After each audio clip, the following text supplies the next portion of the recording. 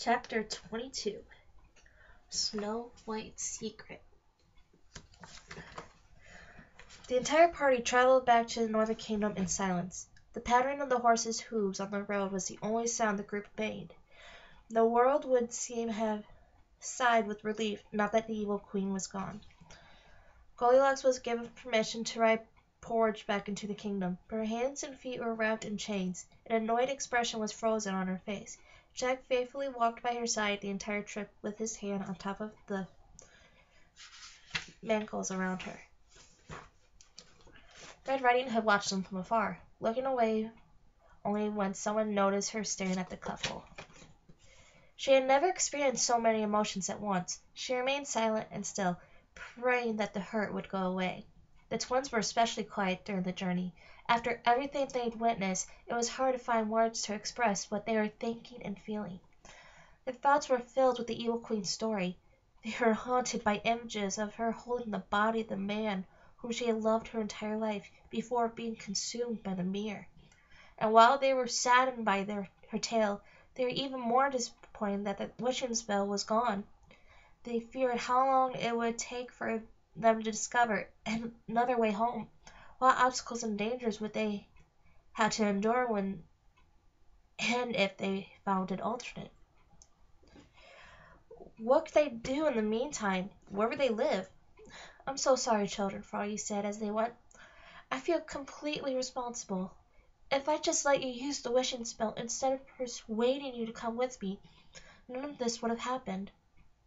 "It isn't your fault, Froggy," Alex said. "The wolves would have gotten to us sooner or later." "Actually, the whole thing is your fault," Connor said. "If you hadn't told us about the wishing spell, none of this would have happened in the first place.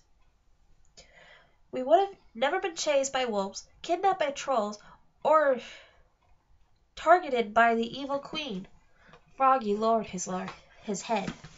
The guilt was heavy, and it weighed him down. Alex looked like she was about to punch Connor in the face. "But," Connor said with a big cheesy smile, "you did save our lives like 3 times, so I think that makes up for it." Froggy chuckled.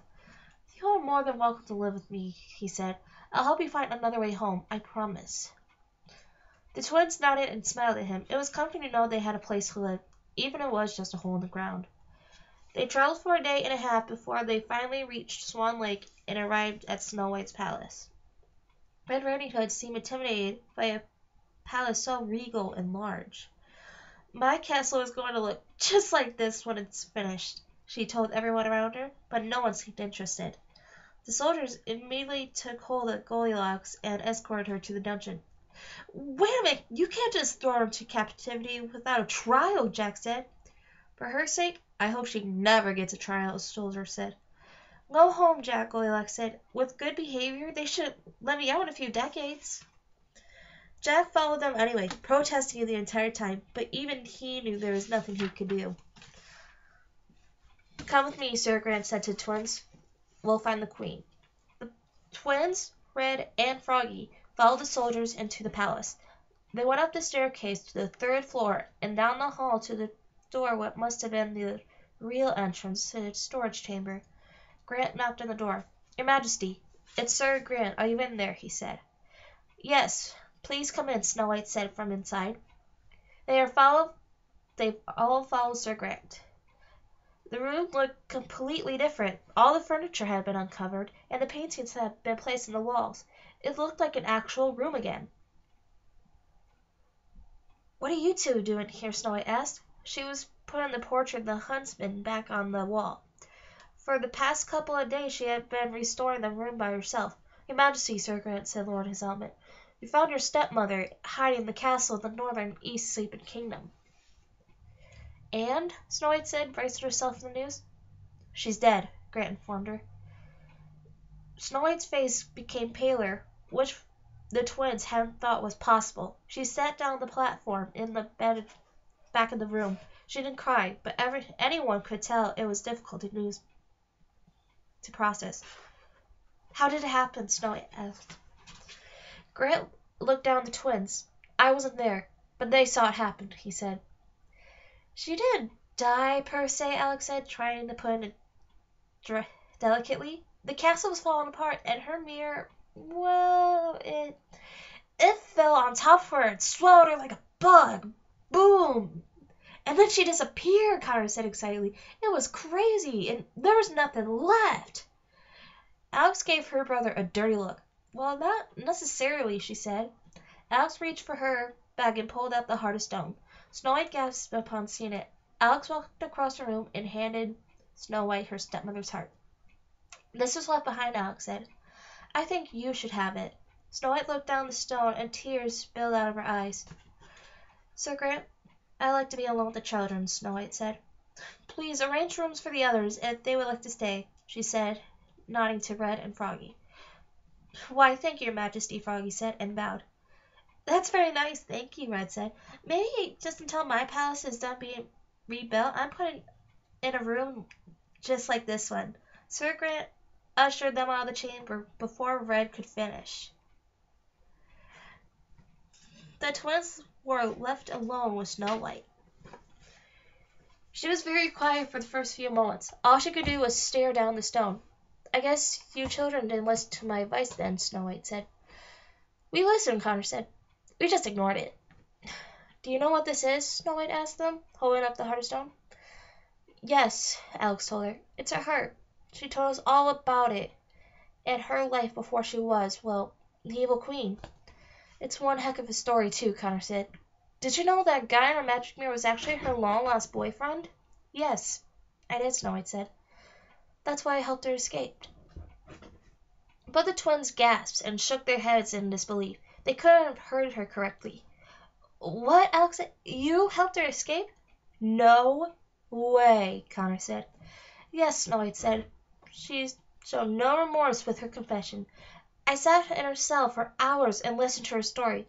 It broke my heart. So, in a final attempt to please her, I arranged for her and her mirror to be taken up the river and into the next kingdom so she could continue her work. The twins couldn't believe it. They didn't want to ask so many questions, but only grunts and light stutters came out of their mouths. All these years, I wonder why she didn't love me. And then I finally understood it. It was because she couldn't, Snow White said. I thought her heart was broken as hers was punishment enough for her crimes against me. Did she free him then? She did, Alex said. But unfortunately, it was too late. He died in her arms. Snow White let out a distressed sigh. I see, she said. But they were together, Connor said, one last time. So, what happens now? Alex asked. Do we clear her name? Do we tell the world the truth about her? I'm afraid that's easier said than done, Snow White said. I think the best thing we can do now is to honor her memory, is to live every day with the compassion and understanding no one ever gave her. The twins looked to each other and exchanged sad smiles. I think what I've learned from all this is that villains are mostly just people, villainized by circumstance, Alex said. Snow White nodded, sincerely looking down the heart. I agree, Snow White said. That's the tragic lesson we can learn from the evil queen. The dungeon was a miserable place, as Goldilocks was learning firsthand. Her cell was small and damp. The smell was horrible, and the light was scarce. Occasionally, a rat would run into her cell, and Goldilocks would look down at it meanly and intimidate into running the other way. Don't even think about it, she said multiple times to the rodents. It was just past midnight, and it was all quiet in the dungeon. Goldilocks couldn't sleep in her first night of captivity. She knew this day had been bound to come, but as she sat on the floor, she couldn't help but feel cheated that it had come so soon. Suddenly, a pair of footsteps echoed through the dungeon as someone from the palace above made their way down the spiral staircase and past the row of cells. A young woman in a long hooded cloak slowly made her way to Goldilocks' head. Gross! Yuck, the woman said after each step. Goldilocks recognized the prissy voice. Hello, Red Riding Hood whispered awkwardly. What are you doing down here? Goldilocks asked. Have you come to personally escort my execution? Please keep your voice down, Red said. The guards don't know I'm in here. What do you want? Goldilocks asked her.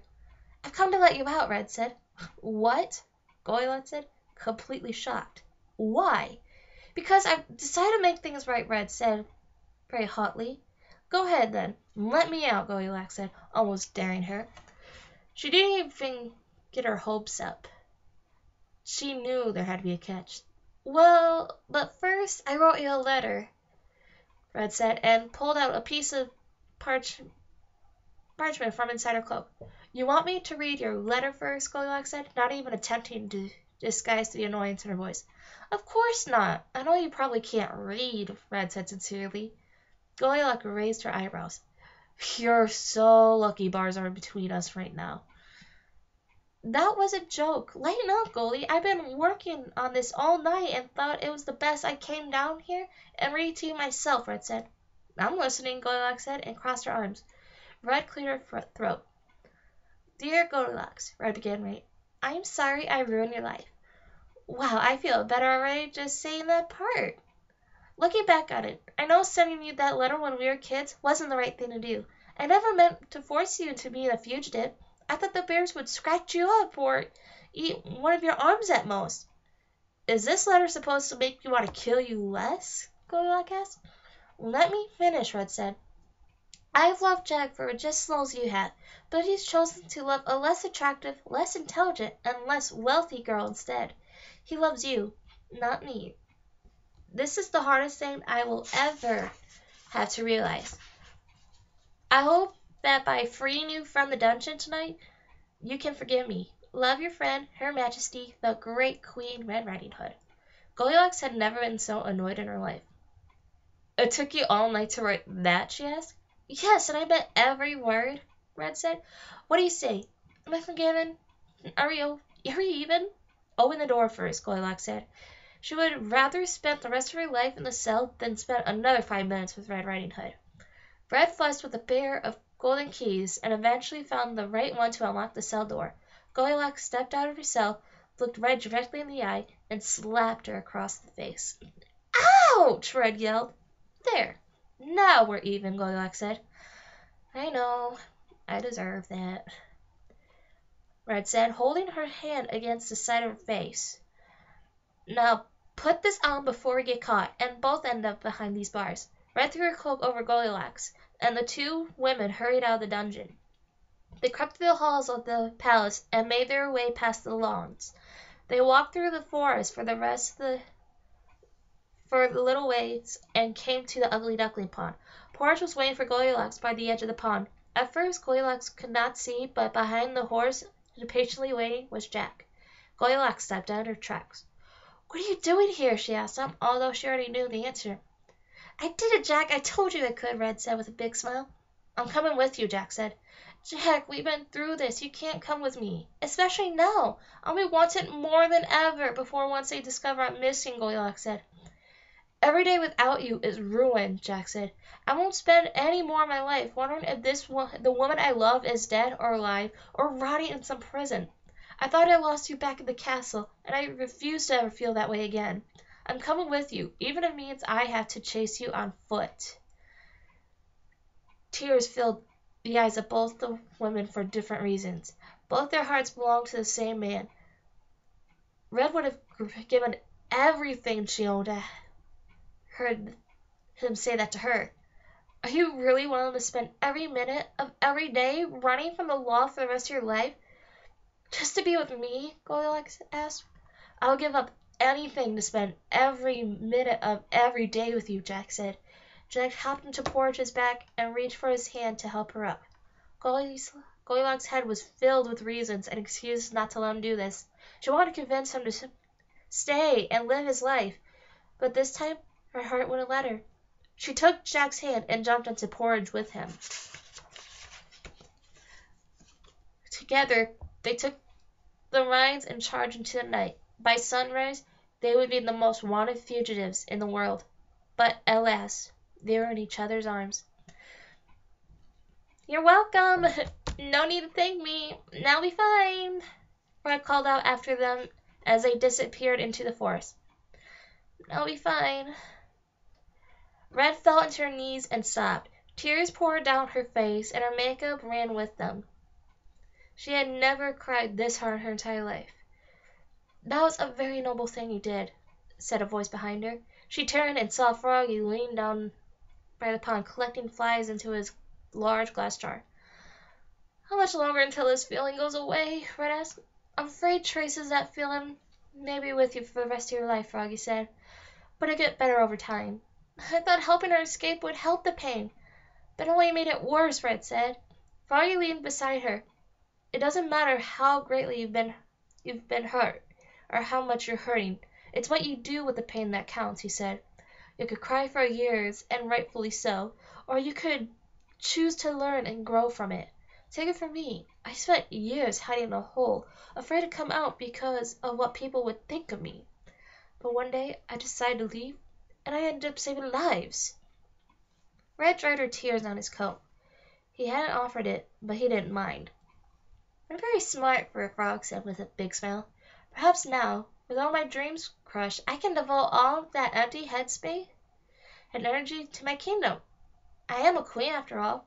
"That sounds like a wonderful idea," the Froggy said.